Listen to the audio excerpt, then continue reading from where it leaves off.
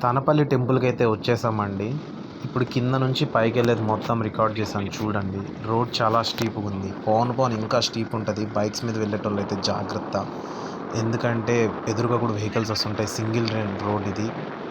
Equal to nothing but ghat road లాంటిదే. But too dangerous. Slope ఉంటది.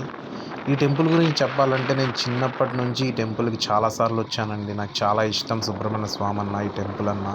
ఇక్కడికొస్తే ఏదో తెలియని ఒక పీస్‌ఫుల్ ఫీలింగ్ ఉంటది. అంటే గుట్ట మీద చల్లటి గాలి, మొత్తం చుట్టూ తిరుపతి వ్యూ, పొలాలన్నీ చూస్తుంటే. చూడండి ఒకసారి ఇప్పుడు ఇక్కడ నేను చూపిస్తాను మీకు.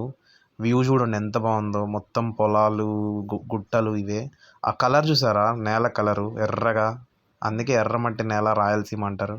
టెంపుల్ దగ్గరికైతే వచ్చేసాము. యాక్చువల్లీ ఇది కొత్తగా కట్టిన టెంపుల్ అండి. వీడు నందిగాడు ఎక్కలేకపోతున్నాడు. ముసలోడిలా బిహేవ్ చేస్తున్నాడు. ఇది కొత్తగా కట్టిన టెంపుల్. యాక్చువల్లీ విగ్రహం ఇక్కడ ఉండేది కాదు. ముందు వేరే చోట ఉండేది. అది చూపిస్తాను. ఈరోజు ఇక్కడ ఎందుకంటే ఇంతమంది ఉన్నారు. ఎవ్రీ మంగళవారం ఇక్కడ బాగా అభిషేకాలు చేస్తారు. అండ్ దట్ టూ సుబ్రహ్మణ్య స్వామి టెంపుల్‌కి మంగళవారాలే ఎక్కువ మంది వస్తారు. ఈ ధ్వజస్తంభం ఇది కూడా కొత్తగా పెట్టినట్టున్నారు. ఇందాక చెప్పాను కదా! విగ్రహం అక్కడ ఉండేది కాదు. ఫస్ట్ వేరే చోట ఉండేదని. అది ఈ గుట్టలోనే అండి. అందుకే తనపల్లి గుట్ట అని పేరొచ్చింది. ఈ గుండులో స్వామివారు వెలిసారనమాట. ఇప్పుడైతే దాన్ని సీల్ కూడా చేసేసారు. అక్కడుంది కదా! అక్కడికి మార్చారు.